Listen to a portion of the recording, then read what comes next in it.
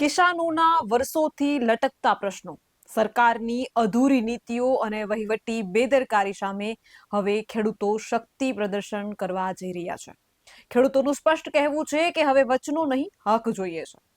નમસ્કાર, આપનું સ્વાગત છે BS9 ટીવી ન્યૂઝ ઉપર અને હું છું આપની સાથે કાજલ સુવા.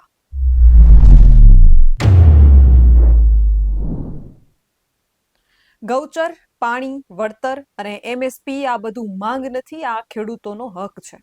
તો પછી સરકાર આ હકો આપવા કેમ વિલંબ કરી રહી છે? ખેડૂત આંદોલન માત્ર ખેડૂતોનું નથી, આ તમારા ખોરાક, પાણી અને જમીનનું આંદોલન છે. પ્રશ્ન એ છે કે સરકાર ક્યારે જાગશે?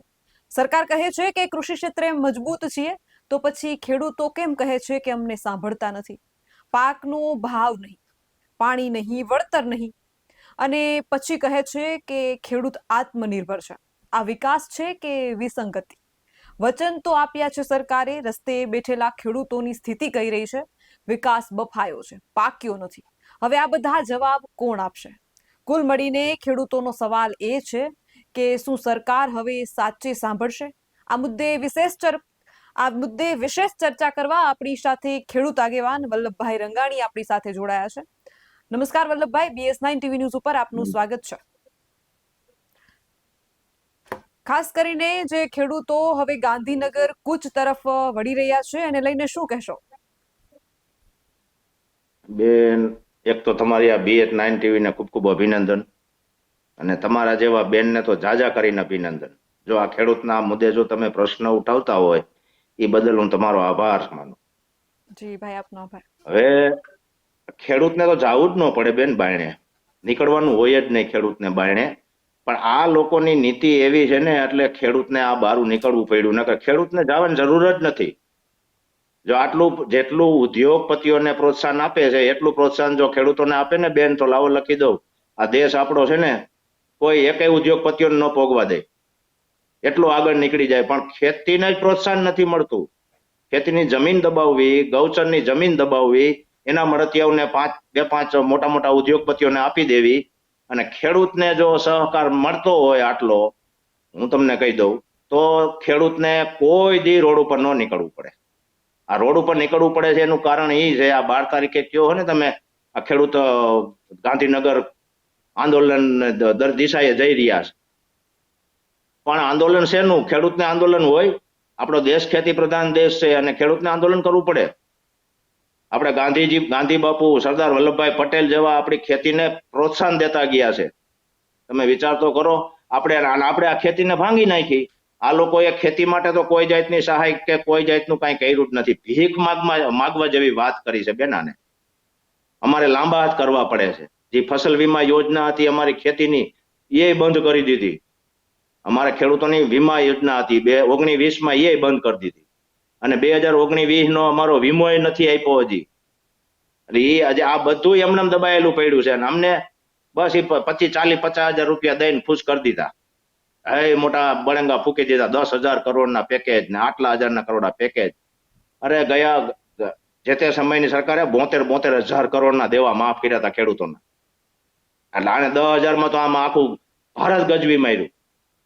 ખેડૂતને દેવામાં પાછી પાની અને ઉદ્યોગપતિઓને દેવામાં વેતી પાની. એટલે ખેડૂત આમ પાછો પડતો ગયો છે બેન. ખેડૂતને કોઈ જાતની સહારો નહીં. જો અમારે આ ટ્રેક્ટર હોય ને, ટ્રેક્ટર લઈને લેવા જાય ને એના ઉપર ટેક્સ, ખેતી ઓજાર ગમે લેવા જાય ને એના ઉપર ટેક્સ, ટ્રેક્ટરનું પાર્સિંગ કરાવવાનું, ટાલીના પાર્સિંગ હોય, એ તો ખેતીનું સાધન છે, એ તો ખેતીમાં જ હાલવાનું હોય. એનો આરટીમાં કોઈ એનો કાગળ જ ન હોવો જોઈએ. આને ક્યાં અમારે સિટીમાં દોડવવા છે? ખેડૂતોને આ દુખી કરે છે આ સરકારમાં. અમે તમને બેન કહું, 1.5 વર્ષ થઈ ગયું, 1.5-2 વર્ષ થઈ ગયા. અમે કુંવરજીભાઈ બાવળિયા આગળ ગયા, ત્યાં પાણી પુરવઠાના મંત્રી હતા. અમારે સૌની યોજનાનું પાણીની માંગણી કરવા લગભગ 15-20 સરપંચોને લઈને અમે બધા ગયા હતા. તો અમને કે 3 કિલોમીટરની જ મર્યાદા હોય ને તો તમને પાણી મળે. હવે કાકા, અહીંથી અમારે લાઈન સૌની યોજનાની 20 કિલોમીટર થાય. હવે આ 3 કિલોમીટર ક્યાં લેવા જવું? તો એને નાખી દેવી જોઈએ ને એલકોરથી. અમારા ગામડાના ડેમડા બધા ખાલી પડ્યા છે. જો સૌની યોજનાનું પાણી અમને મળે તો અમારે જાહો જલાલી છે, કાંઈ નથી જોતું. શું પાણી હોય એટલે ખેડૂત ગમે એ પેદા કરી શકે, પણ પાણી દેવામાં એ લાલિયા વેડી કરવાની એને. તો 3 કિલોમીટરની મર્યાદામાં એને પાણી દેવાનું, લાઈન થી છેટું 3 કિલોમીટર હોવું જોઈએ લ્યો, તો તમારા ડેમડા ભરાય. હવે ઈ તો કાંઈ શક્ય નથી બેન. આજ 20 કિલોમીટર થાય અમારે સૌની યોજના અહીંથી, અમારા ગામથી. હવે એ 20 કિલોમીટરમાં એને નાખતા શું ગાંઠા વરે, એ નાખી દેવાય તો 20 કિલોમીટર પાઇપલાઇન નાખીને અમારા બધા ગામડાના ડેમડા ભરાઈ જાય. આ સૂકો અમારો એરિયો છે એ બધાના ડેમડા ભરાઈ જાય. હવે આ 2 નંબરનું પાણી નાખવાની કોશિશ કરે છે. આ ગંધારું પાણી કે તમારા ડેમમાં નાખીએ એટલે અમારે પીવાના પાણીની મુશ્કેલી પડવા માંડે. પછી તો પીવું શું, અમારે બધું ગંધારું થઈ જાય. 2 નંબરનું પાણી ગંધારું બધું. હવે એ યોજના એક અમારે આ ધારાસભ્યએ કઈક જાહેરાત કરી છે કે એ 2 નંબરનું પાણી આટલા ગામડાઓને મળશે. પણ 2 નંબરના પાણી કાકા ડેમમાં નાખો તો અમારે પીવા લાયક જ ન રહે પાણી પહેલા તો. એટલે ખેડૂતોને બેન આવી રીતે દબાવી દીધા છે કંપનીઓ વાળાએ. અને કંપનીઓ વાળા અત્યારે તમે જોવો ને, આ કચ્છમાં ધોઈશ બોલાવે છે. કચ્છમાં બિચારાને 2 વીઘા જમીનમાં થાંભલા પડે છે, 700-800 કેવી ની લાઈનો કાઢે છે, વીજ લાઈન. એ બધી આપણા અમારા ખેતરમાં. હવે એ તમે અમને અમારે કોઈ પૂછવાનું નહીં, મંજૂરી લેવાની નહીં. જમીન સંપાદન કરે તો પૂછવાનું નહીં. ખેડૂતને આગેવાનોને પૂછવું જોઈએ કે અમે જમીન સંપાદન કરી છે, તો આ ખેડૂત 50 ગામડાના ખેડૂતને ભેગા કરીને પૂછવું જોઈએ. અને હાલો હું કહું ભલે કરે જમીન સંપાદન ભલે કરે, થાંભલાય ભલે નાખે. હવે એ ખેતરમાં બેન લાઈન જાય ને જેના ખેતરમાં, એ તમને કહી દઉં, એ ખેતરમાં કોઈ વેચી હોત ન આગે. એ લોકો જેને કોઈને વેચવાની ગણતરી હોય ને તો વેચી ન આગે, ત્યાં ઉદ્યોગે ન થાય. ત્યાંથી 50 ફૂટ કે 100 ફૂટ સેટું રહેવું પડે એ લાઈનથી. આવી પોઝિશન થાય છે ખેડૂતોની બેન. અને ખેડૂતને દેવાની ગણતરી એટલે અમે જો હમણાં હાલો અમે રિલાયન્સમાં કૂવો ગારવો છે, અમને ગારવા દીશી. રિલાયન્સ કંપનીમાં જ અમારે કૂવો ગારવો છે, હાલો 100 ફૂટનો અમને ગારવા દીશી કૂવો ન્યા. અને અહીંયા આપણી પાસે આવે એટલે પૂછે આપણને તમારી પાસે છે કાંઈ આધાર? કાકા અમારી પાસે અમારા 7-12-8 છે, અમારી પાસે બીજું શું હોય? ડાયરેક્ટ પરબારા ખેડૂતના દસ્તાવેજમાં નાખી દો તમે, પોતાની માલિકી કહેવાય, એ માલિકીમાં નાખી દઈએ પરબારું, ખેડૂતને પૂછે નહીં. એટલે આમાં હવે ખેડૂતને બિચારાને ક્યાં જવાનું? પોલીસના ધોકા જ ખાવા પડે છે. જ્યાં હોય ત્યાં મોર પોલીસને જ કરી દે છે. એ તો કોઈના કલેક્ટરમાં જાઓ, કમિશનરમાં જાઓ, કે તમે ટીડીઓ ગમે ત્યાં જાઓ, તમને કોઈ જવાબ જ ન આપે. લ્યો એ તો થઈ છે, લ્યો ભાઈ. હું બધાના કંપનીઓ વાળાને હરખું હોય અત્યારે પોલીસ વાળાના ખીચા ભરી દઈએ એટલે પોલીસ વાળા દંડિકા લઈને ઉભા રહી જાય, ખેડૂત લાચાર થઈ જાય બિચારો. ધોકા હોત ખાવા પડે ખેડૂત. તમે નજરે જોયું નહીં બેન, માર ખાવા પડે. તતડાવીને કાઢી મૂકે છે, આપણી માલિકીમાંથી તતડાવીને કાઢી મૂકે. તમે વિચાર તો કરો, મારી માલિકીમાં થાંભલો આવતો ને મને અહીંયા ઉભો નથી રહેવા દેતા. ઉભા પાકમાં હોત થાંભલા નાખી દે છે. આ કઈ બરસની સરકાર છે? એ વિચારવા જેવી વાત છે બેન. જી ખાસ કરીને વલ્લભભાઈ, તમે જે વાત કરી છે કૃષિ સહાય પેકેજની કે અમને 40-50 હજાર રૂપિયા આપીને મનાવી દેવાની વાત છે આ બધી, તો ગામડામાં કેટલાય એવા બધા ખેડૂતોના મને જ્યાં સુધી પ્રશ્નો સામે આવ્યા છે કે કૃષિ સહાય પેકેજ કેટલાય ખેડૂતો છે એમને હજી મળ્યું નથી, અથવા મળ્યું છે તો એમાંય કેટલા પ્રકારના છબરડા છે. શું તમારા ગામ અને આસપાસના વિસ્તારોમાં કૃષિ સહાય પેકેજ ખેડૂતોના ખાતામાં જમા થઈ ગયું છે કે બાકી છે? એટલે અમારે ત્યાં હજી આ પાછળના આવ્યા 2025ના જે આ વર્ષના આવ્યા ને તો આવી ગયા બેન લગભગ. અમારા ગામની અંદર તો 100% લગભગ આવી ગયા છે. કદાચ કોઈએ નો ઓનલાઈન કરી હોય ને એ કોઈને ખબર ન હોય ને એ વાત જુદી છે. બાકી ઓનલાઈન કરી છે ને લગભગ બધાના આવી ગયા છે. પણ બેન એમાં જ કાંઈ ન થાય. એ 2 હેક્ટરની મર્યાદામાં હેક્ટરે 22,000 રૂપિયા દીધા હતા, એને 44,000 રૂપિયા આપ્યા હતા. મારી પાસે 5 હેક્ટર જગ્યા હોય, મારે 3 હેક્ટરમાં એમને પાક્યું હોય છે, બગડું નહીં હોય એમાં. એટલે એ બધા આ લોલીપોપ છે. અમને ફસલ વીમા યોજના અમારી ચાલુ કરી દે પાછી. અમારે બીજી માંગણી જ નથી કાંઈ. ફસલ વીમા યોજના જે હતી ને અમારી, એ ચાલુ કરી દે. એમાં અમે 5 સાટા બગડા હોય અમે તો અમે સરકાર પાસે જઈ શકી. આ તો અમારે લાંબો હાથ કરવાનો, ભીખ માંગવાની કે ભાઈ અમને સહાય દ્યો. આ એવી વાત થઈ. ઓલી આફુડા વીમા વાળા આવે, સરકારી વીમા ક્યાં કંપનીઓને આપી દે. પ્રાઇવેટ કંપની વાળાને ધૈર્યવા, ઘણા વાળા ધૈર્યવા પ્રાઇવેટ કંપનીઓ વાળા. આ રિલાયન્સ ને આપ્યું હતું કેવડા રૂપિયા 2018-19માં ધરોડો કરી લીધો એને. કોઈ ખેડૂતને આપ્યા જ નથી હજી વીમા. એ લોકોએ જરાક સરકારને પ્રેસ કરવો જોઈએ કંપનીઓમાં. જે તે કંપનીમાં જેને વીમા પ્રીમિયમ ભર્યા હોય એમાં એને કંપનીમાં પ્રેશર કરવો જોઈએ, તો ખેડૂતને લાભ મળે. આ તો ખેડૂતને ક્યાંય લાભ દેવાનો જ નથી બેન, સારી કોરથી કાપવાના જ. આ મોંઘવારી તો જોવો, ખેતીમાં તમને કહી દો અટાણે 5 પૈસા વધતા નથી બેન, હિસાબ કરી એટલે.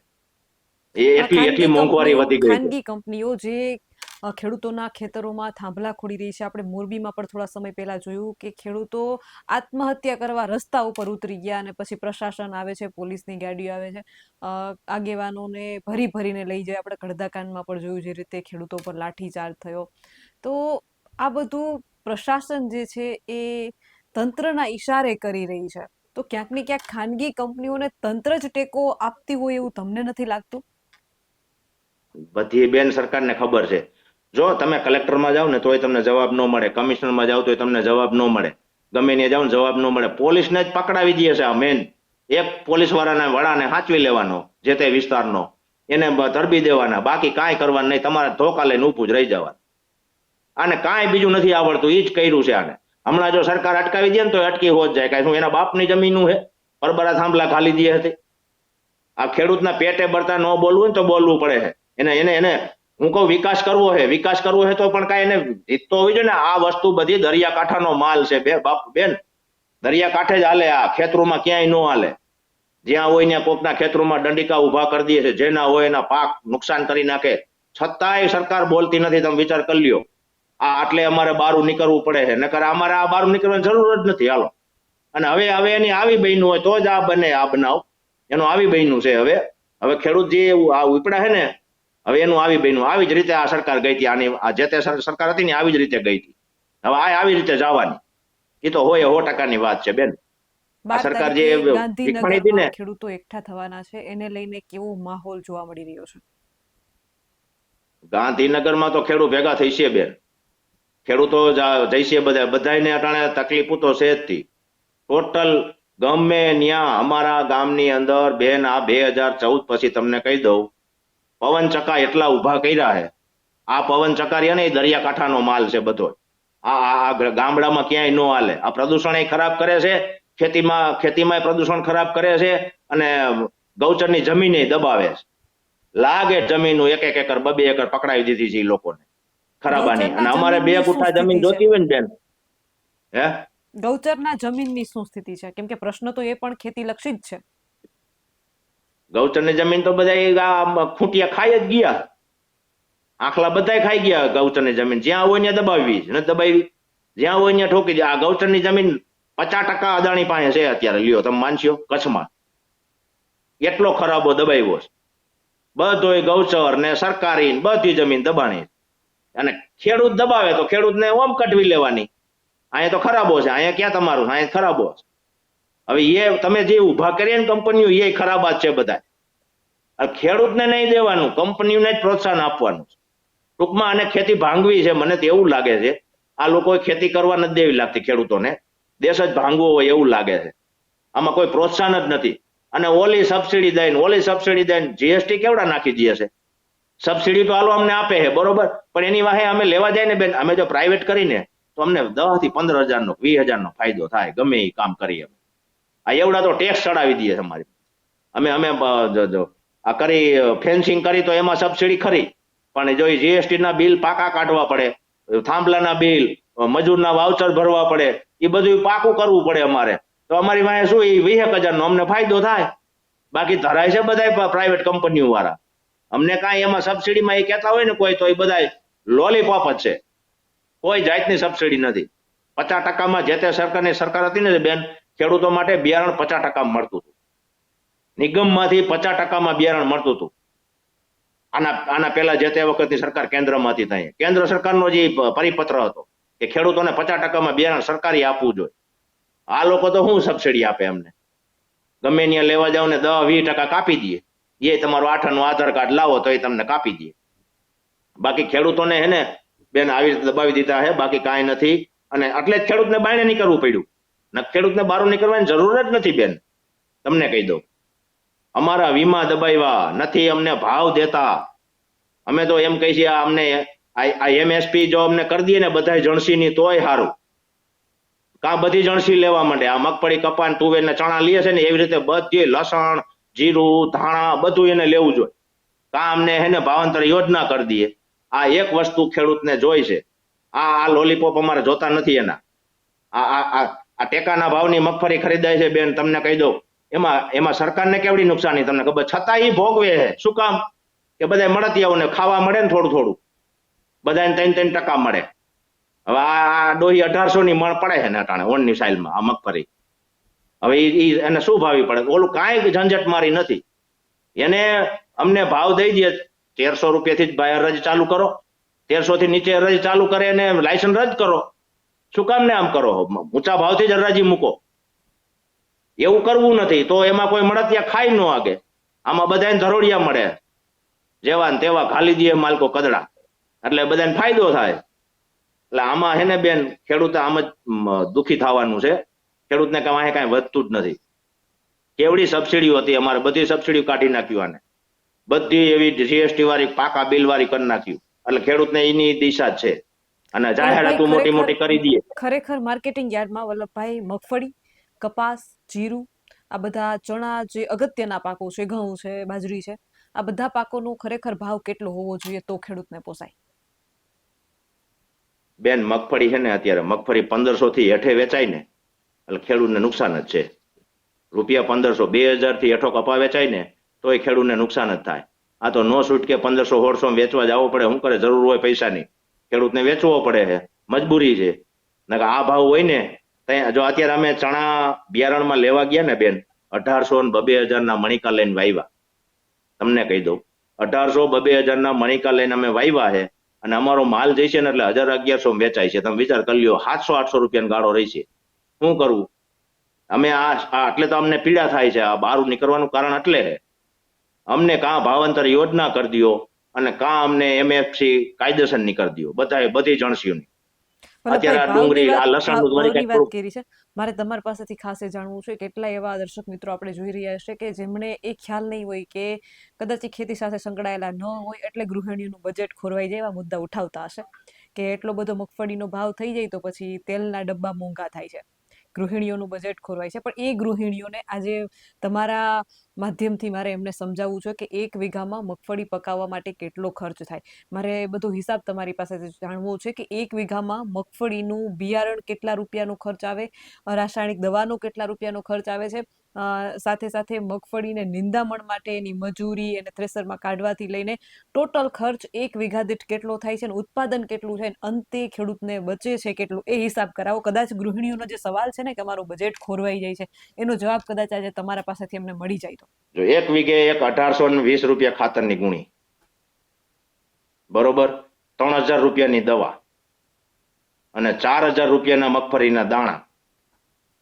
અને તે સિવાયનો અમારી ટ્રેક્ટરની મજૂરી વીઘે 500 કાઢવાના અને વાવવાના 500, 1000 રૂપિયા ઈ, અને 200 રૂપિયા વીઘે લેખે અમારે 3 વખત માલકોર હાથી આંકવું પડે, 600 રૂપિયા ઈ. તે પછીનું અમારું થ્રેસર વીઘે 2500 રૂપિયા થ્રેસરના લઈએ કાઢવાના.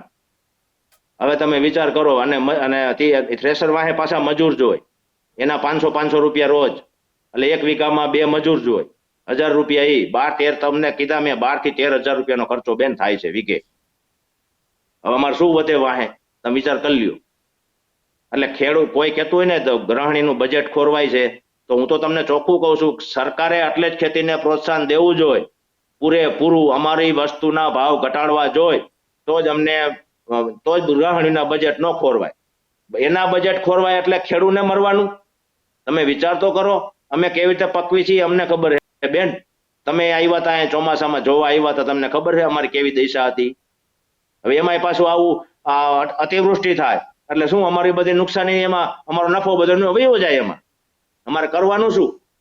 કોઈ કહેતા હોય ગૃહિણીઓના બજેટ ખોરવાય છે ને બેન, આ ડુંગળી અત્યારે તમે જુઓ, ડુંગળી છે કોઈ ધણી છે? તમે વિચાર કરી લ્યો, ખેડૂતને બિચારાને નાખી દેવી પડ્યું. લાગે રોટાવેટર હાકી નાખ્યા, ભાવ નંબરે મજૂરી ચડતી હતી, શું કરે? આખા વરાની મહેનત ડુંગળીમાં તો ખર્ચાય એવડા બેન.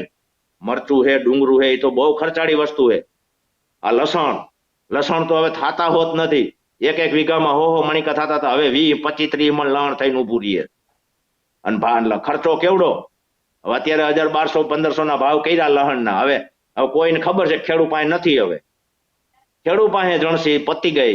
તમે જોજો ડુંગળી ઉચકશે, પણ જ્યાં કોઈ પાસે નહીં હોય ને ત્યાં, બરોબર, પછી જે ગંધારી ડુંગળી મગાવશે ને, આયાત કરશે ને, પોટ ઉપર તમને ઉભું રહેતા હોરવશે ને એવી ડુંગળી આયાત કરશે.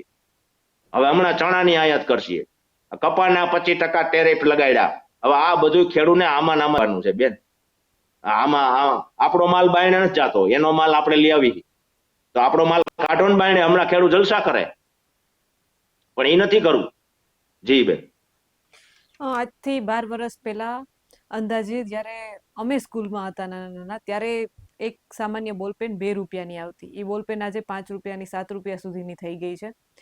અને પાણીની સામાન્ય બોટલ એ 10 રૂપિયાની આવે છે. ત્યારે જે રીતે વલ્લભભાઈ વાત કરી રહ્યા છે એ રીતે ડુંગળી જો માર્કેટિંગ યાર્ડોમાં ખેડૂત 4 મહિના મહેનત કરીને ડુંગળી પકવતો હોય, જ્યારે કોઠારિયા ગામની, તમારા ગામની અમે મુલાકાત લીધી હતી કમોસમી વરસાદના નુકસાનને લઈને, ત્યારે મેં પોતે જે મગફળીના પલળેલા પાથરાઓમાં હાથ મૂક્યો હતો, એ પહેલા જ પાથરામાં અમને સાપ દેખાયો હતો.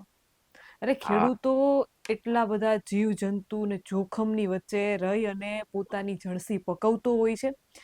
આપણે વાત કરી મોંઘવારીની, કે મોંઘવારી દિવસે દિવસે વધે છે, છતાંય ડુંગળીનો ભાવ, 1 કિલો ડુંગળીનો ભાવ 5 રૂપિયા હજુ એ ખેડૂતોની જણસીના ભાવ નથી મળી રહ્યા. અને ખેડૂતોની માંગ એ પણ છે વલ્લભભાઈ, કે કોઈ પણ ખાનગી કંપની કે ફેક્ટરી વાળા કોઈ પણ વસ્તુ કે પ્રોડક્ટ તૈયાર કરે છે તો એનો ભાવ એ પોતે નક્કી કરે છે. તો ખેડૂતની જણસીનો ભાવ ખેડૂત શા માટે નક્કી નથી કરતો? નથી કરતા બેન, પૈસાની જરૂર હોય. અત્યારે જો તમે યાર્ડમાં એકતા કરે ને ખેડૂતને, ધારો કે આપણે યાર્ડની અંદર મગફળી વેચવા ગયા, ધારો કે 500 ખેડૂતની મગફળીની લાઈનમાં હરાજી ચાલુ થઈ, બરોબર, હું એમ કહું હાલો એને 1300 રૂપિયા બજાર મૂકી, હું એમ કહું મારે નથી વેચવી, બાજુવાળો એમ કે મારે 1365 રૂપિયા ભાવ આવ્યો, નથી વેચવી, હાઈલા જાવ, એવું 5 દી કરે ને, 5 દી, તોય હું તો કહું છું ઘણું કહેવાય લ્યો. પણ નથી કરતા. હું પૈસાની જરૂર હોય બેન, શું કરે, કેની પાસે લેવા જવા, હવારે જ પૈસાની જરૂર હોય. નકર અમને બધી ખબર પડે છે કે હમણાં જો 1 મહિનો યાર્ડમાં કાંઈ જણસી ન જવા દઈ ને, હમણાં લાંબી ના થઈ જાય બધા. સરકારને ઝૂકી જવું પડે. પણ અમારે પોતાને જ પૈસાની જરૂર હોય તો શું કરવાનું બેન? નો છૂટકે વેચવી પડે છે.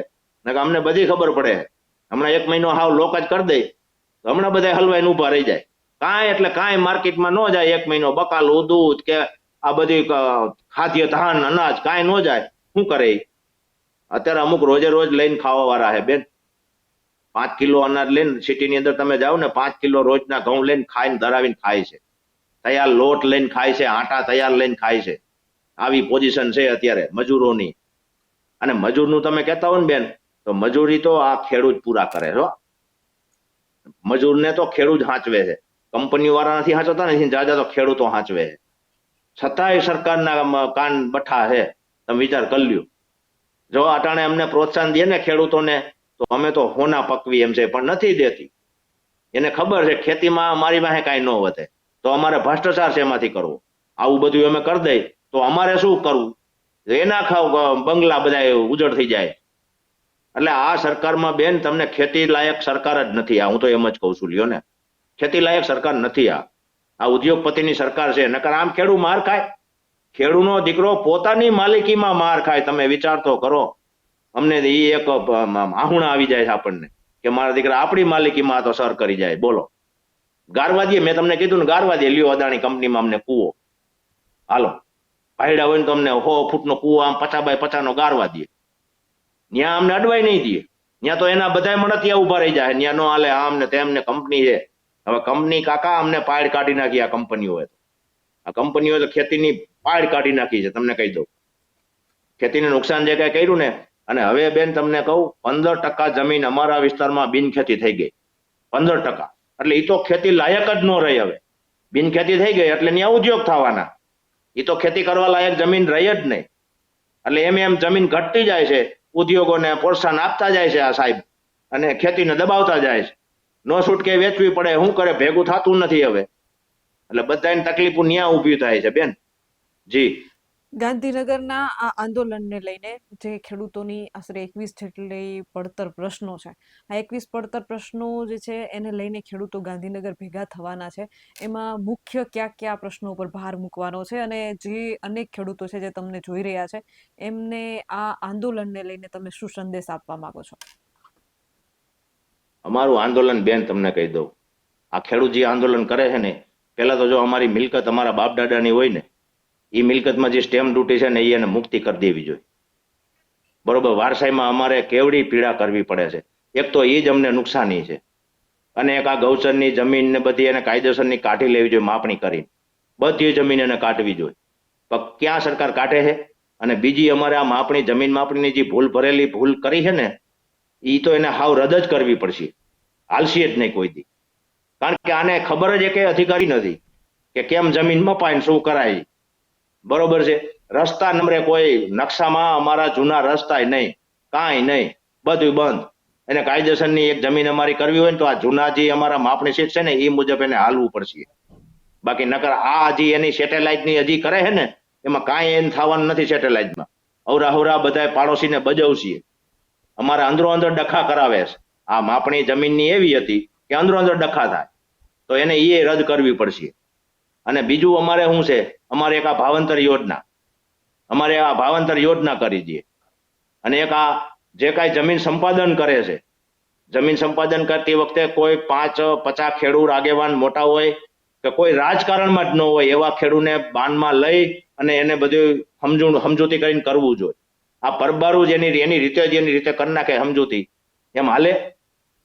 કોઈને પૂછવાનું નહીં. મારા ખેતરમાં પગ મૂકવો ને બેન તમારે મને પૂછવું પડે કે હું વલ્લભભાઈ તમારી વાડીએ જાઉં છું. આ તો કાંઈ નહીં, પરબારો જ એને ખાંભો લઈને આવી જવાનું એમ હાલે. એના બાપુજીના બગીચા છે, પરબારા દસ્તાવેજમાં પોગી જાય એટલે. અને વળી એમ કે લાવો તમારી પાસે શું આધાર છે.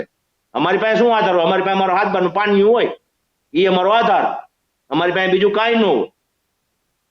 અમારે બીજા તો કાંઈ છે નહીં. અમને સરકારે હાથબારનું પાણી દીધું, જો હવે એ ન લઈ લઈએ તો મને તો એવું છે કે એ લઈ લેવાની હવે કે આને આ ખેડૂત હાથમાંથી આય પડાવો એટલે ખેડૂત નવરો થઈ જાય. આપણે મન પડે એમ મંડો કરવા.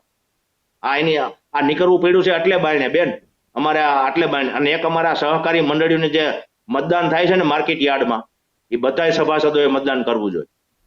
એક જે ધિરાણ લેતો હોય ને બધાય સભાસદોએ મતદાન કરવું જોઈએ. એમાં મનમાની ઝાંકી લેવી બધાએ. હવે એનું ગુપ્ત કઈ બનાવીને એના સભ્ય મતદાન કરી નાખે એમ હાલે. બધાય ખેડૂએ મતદાન કરવું જોઈએ એમાં જે ધિરાણ લેતો હોય ખેડૂત. એટલે આ બધી અમારી માંગણીઓ જાજ્યું છે બેન. એ માંગણીઓ બધી અમારી પૂરી કરવા હાટુથી 12 તારીખે ખેડૂત આંદોલન થાય છે. એટલે એ હજી આ નિર્ણય થઈ છે ત્યાં હજી 5, 10, 15 હજાર ખેડૂત ભેગા થઈને નિર્ણય કરશે કે આનું પગલા શું લેવા. જો એમાં કોઈ ફૂટેલ ન નીકળે તો બેન આ તમને કહી દઉં ને કે વળી 5 ને બોલાવશે ને વળી સમાધાન કરશે. આવું તો આ સરકારને આવડે જ છે. આ સરકારને આવું તો આવડે જ છે. પટ દઈને પટાવી લે. આમ આદમી પાર્ટીએ 2025માં તાલુકે ખેડૂતોને જાગૃત કર્યા, ખેડૂતોની પંચાયતો કરી, ગળદાકાંડમાં કર્યું છે.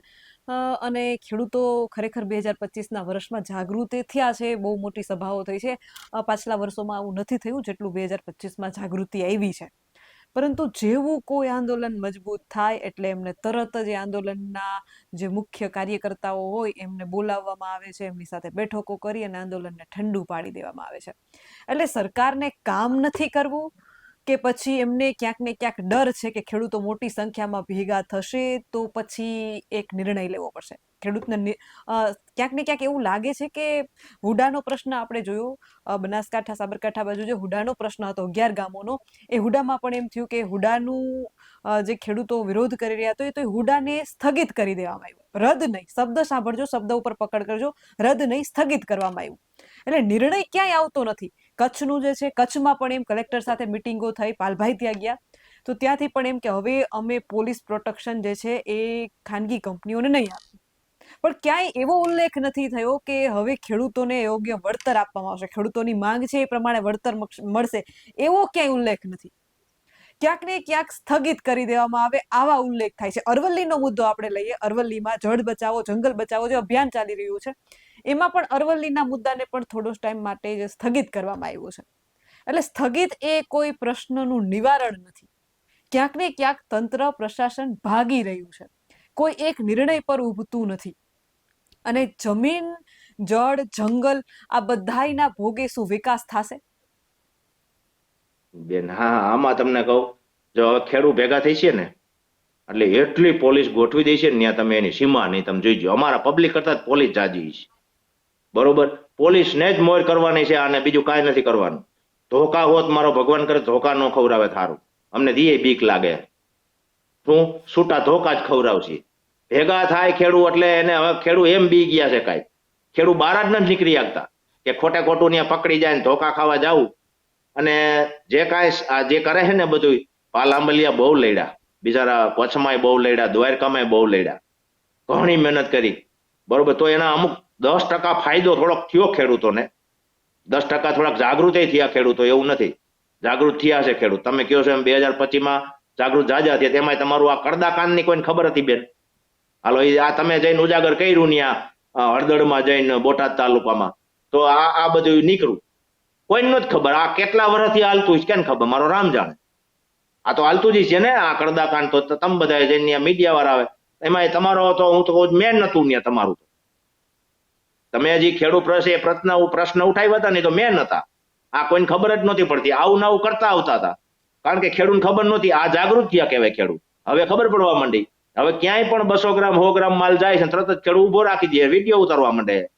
એટલે આ જાગૃત થયો કહેવાય ખેડૂત. પણ અહીંયા નહીં થઈ શકે જાગૃત. એનું કારણ તમને કહું, ત્યાં દંડા ખાવા પડશે. માર તો ખવડાવશે જ એકવાર, તો તમે જોઈજો ને. એકાદો દી જવા દેશે, પછી જો અમે આગળ વધશું ને, એટલે એ તો કેવડું લાકડા જેવું કરી નાખશે. આગળ વધવા હોત નહીં જે તમારે જોવું જોઈજો. અને પછી શું કરશે, 5-25 જણાને બોલાવશે અને એનું સમાધાન કરીને ઓરી નાખશે. આને આવડે, બાકી હે ને આ કાંઈ નથી થાય છે, થવાનું નથી. અને દેવાની નથી આ સરકાર. દેવાનું હોય ને તો આવું ન કરે બેન. ખેડૂત ઉપર આવા અત્યાચાર ન કરે. એટલા ખેડૂત પર અત્યાચાર કર્યા છે આ લોકોએ. એમાં જમીન તો તમે જોવો ને, ગૌચરની 100% પરિણામ જોતું હોય, ખેડૂતોને ભાવ જોતો હોય, તો ખેડૂતોએ શું કરવું જોઈએ? તમને શું લાગે છે? તો પછી દિલ્હી જવું પડે. પછી ત્યાં દિલ્હી જઈને બેવું પડે પંજાબની કોઈડે. જો આખું ગુજરાત નીકળી પડે ત્યાં જઈને અને ત્યાં ધામા નાખે, તંબુ તાણે, તો મેળ પડે. બાકી ગુજરાત સરકાર કાંઈ નથી કરીને દેવાની. તો આપણે હોય 100%ની ખબર છે. આમાંથી જો 2-5 પ્રશ્ન છે, એમાંથી 2-5 પ્રશ્ન જો લીએ તો મને નથી હોતું લીએ એવું. એકે એના લાગુ પડે એવા એકે નથી. એને એક ભ્રષ્ટાચાર તો ક્યાંથી કરવો, એવા પ્રશ્ન છે બધા. આ પ્રશ્ન બહુ સારા છે, બરોબર, પણ એનો ભ્રષ્ટાચાર બંધ થઈ જાય, એની દુકાનો બંધ થઈ જાય છે. તો આવી રીતે કરે તો હવે તમને કહું, આ ખાતરનું જે એને વાત કરી આપણે ખાતરની, કે ખેડૂત જોઈ શકે એટલું જ વ્યવસ્થા કરવી અને કોને કેટલું ખાતર લીધું તેની પણ ઓનલાઈન બિલિંગ દેખાય એવી વ્યવસ્થા કરવી. હવે આમાં હવે શું કરવાનું કયો લ્યો? એને પીહણ એને છે. આ પ્રશ્ન એ કોઈ દી લઈ શકે? આ શક્ય જ નથી. હવે એ જો ઓનલાઈન અરજીમાં ખાતર આપણને મળતું હોય, બાબતમાં જ સરકારને કેમ અઘરું લાગે છે? ખેડૂતો દાવા કરે છે કે ઉદ્યોગપતિઓના દેવા માફ કરવા ઈઝીલી થઈ જાય છે, તો ખેડૂતોના દેવા માફ કરવા સરકારને આટલા અઘરા લાગે છે કેમ? ખેડૂતને પ્રોત્સાહન નથી દેવું. એટલો માન કે ખેડૂતોને પ્રોત્સાહન દેવું જ નથી. એકેય ધારાસભ્યો કે એકેય સાંસદ સભ્યો ખેડૂત પ્રત્યે બોલે છે બેન? હાલો તમે મને કયો. ઓલી સહાય કરી આ 2025ની એવડું નુકસાની બિચારા અમુક જિલ્લામાં તો કાંઈ વાટી ખાવાય ન રહ્યું. તમે વિચાર તો કરો. અને સહાય કઈ દીધી? હજી મહિનો થયો.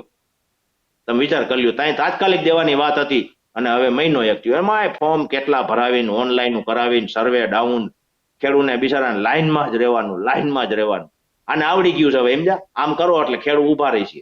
વરી કોરીઓ બટકું નાખી દો એટલે વરી ખેડૂત લાઈનમાં ઉભા રહી જાય, બધું ભૂલી જાય. પછી ઓલું બધું ભૂલાઈ જાય છે. વરી 20,000 આટલું ખેડૂત બિચારો શું, એક તો આમાં ટૂટો હોય ખેતીમાં, પછી ઓલા 20-25,000 મળતા હોય ને એમાં લાઈનમાં ચોટી જાય, સમજ્યા? એટલે ઓલું બધું ભૂલાય જાય. કરદાકાંડને લઈને એક પ્રશ્ન પૂછવો છે. પ્રવીણ રામ અને રાજુ કરપડા લાંબા સમયથી જેલવાસ ભોગવી રહ્યા છે અને વિડીયો BS9ના વિડીયો હોય કે અન્ય કોઈ પણ મીડિયાના વિડીયો લાઈવમાં આપણે જોઈએ છે કે પ્રવીણ રામ અને રાજુ કરપડા જ્યારે મોટી સંખ્યામાં હળદળમાં જ્યારે ખેડૂતો એકઠા થયા હતા, એ જનસભાને સંબોધી રહ્યા હતા અને ત્યારે લાઈવમાં પણ છેલ્લે જ્યારે ભીડ ઉમટે છે, ત્યાંની સ્થિતિ વિખાય છે, ત્યારે પ્રવીણ રામનો એ પ્રશ્ન હોય છે કે બધા બેસી જાઓ. એમ છતાં એ વિડીયાની સાક્ષી પૂરે છે, જે ઉશ્કેરવા આ બાબતની બધી લઈને જે એમના ઉપર દાવા થયા છે, એમને જેલમાં રાખવામાં આવ્યા છે, એમનો જેલવાસ ક્યાંક ને ક્યાંક લંબાઈ રહ્યો છે. એટલે ક્યાંક ને ક્યાંક અત્યારે જે ખેડૂત ઉગ્ર થઈ રહ્યો છે, તો ખેડૂત નેતાઓને જેલમાંથી બહાર જામીન નથી મળી રહ્યા. શું લાગે છે બેન? હવે આ બિચારો ખેડૂત વાહે જ લડ્યો ને, એ બે છોકરા ખેડૂત વાહે જ લડ્યા ને. ખેડૂત વાહે લડ્યા એટલે એને જેલમાં ઘાલતી, તેને ખૂન કરી નાખ્યા હતા, કોઈ મર્ડર કરી નાખ્યા હતા. મર્ડર કરીને છૂટા રખડે છે બેન અત્યારે. મર્ડર કરવા વાળા, ભ્રષ્ટાચાર કરવા વાળા બધા છૂટા રખડે છે. બધા. અને આ ખેડૂત આંદોલન કરે એટલે ખેડૂતને પકડીને ઘાલ દેવાના. બિચારા કેટલા દી જેલમાં કાઢ્યા ખેડૂતોને. આને શરમ જેવો સાંટો નથી આ સરકારને. ત્યાં હું ખેડૂએ બગાડ્યું હતું, હું કરી નાખ્યું હતું. બીજા 5 કોક આવીને ઉશ્કેરી જાય એટલે આંદોલન આવું હોત બગાડશે હો બેન. આ લોકોને આવડે છે બધું. પછી આ ખેડૂત ભેગા થયા હોય ને એના મળતિયાઓને 25-50 ને ઉભા હોત કરી દે છે. અને ઈ બધે મંડે નુકસાની કરવાની, તોડફોડ કરવાની. એટલે નામ આવે જે મેન કાર્યકર્તા આંદોલન કરતો હોય ને એનું. આ બે મોર હતા એનું નામ આવ્યું. હવે ઈ બિચારાઓને ખબર નહોતી. તમે વિચાર તો કરી લ્યો, એ લોકો ખેડૂત વાંહે મતતા હતા અને આને વાંહેથી બધાને હુડદાવ્યા. એને બધું આવડી ગયું છે હવે. એટલે એ પકડીને બધાને ગાલ દીધા, લ્યો હજી જેલમાં છે. શું એને ખૂન કરી નાખ્યું છે? હું કઉ છું બેન, બળાત્કારીઓના રખડે છે એમના. 5-5 વર્ષની દીકરીઓને પીખી નાખે છે આ લોકો. તોય હજી કાંઈ હરહાટ નથી. એ લોકોને કાંઈ નહીં, એને ફાંસીની સજા દેવી જોઈએ. એને જીવતો ન રખાય. એને આમ નજરની સામે બંદૂક મારી દેવાય. મને તો એવી દાઈ ચડે છે. એને આમ ઉભો રાખીને બંદૂક મારી દેવાય. આવા અને આ ખેડૂત વાહે લડે એને જેલમાં ઘાલ દેવાના. આ એની નીતિ. તમે વિચાર તો કરો બેન. એને આવડી ગયું છે હવે. તમને મેં વાત તો કરી ને કે એ લોકો વાહેથી જ વાર કરશે. જાજુ બહુ મોટું આંદોલન જો આ પ્રેશર છે ને ખેડૂતોનું, એટલે એ વાહેથી વાર કરીને દબાવશે. અને બહુ ફાવે છે. અને એવું ભડકાવશે ને ભડકા બારશે ને કોઈકની ગાડી ઊંધી નાખશે ને કઈક નખરા કરી નાખશે. પછી બોજો આવે બધો જે કાર્યકર્તા કરતો હોય એની ઉપર. હું મોર થાવ મારી ઉપર આવે. આવું ને આવું હાલે છે બેના સરકારમાં. ખેડૂત નથી દેવું ને એટલે લગભગ 99.99% આ જે આમાં જે પોઈન્ટ છે ને. એક ખેડૂત મારી સાથે જોડાયા. એમની સાથે મેં ચર્ચા કરી તો એ પરેશભાઈ સાથે ગાંધીનગરમાં કૃષિ મંત્રીને મળવા એ મીટિંગમાં ગયા હતા. એમણે મને એવું કીધું કે બેન, અમે જ્યારે કૃષિ મંત્રીને મળવા માટે ગયા તો અમારી પહેલા એવી ચર્ચા થઈ હતી કે જે કાંઈ અમારી મીટિંગ થાય એને લાઈવ કરવામાં આવશે. એટલે કે ગુજરાતના તમામ ખેડૂતો એ મીટિંગને લાઈવ જોઈ શકશે. અમે જ્યારે અંદર ગયા તો અમારા બધાના મોબાઈલ લઈ લેવામાં આવ્યા અને એમને કીધું કે એક જ અધિકારી છે જે લાઈવ કરશે.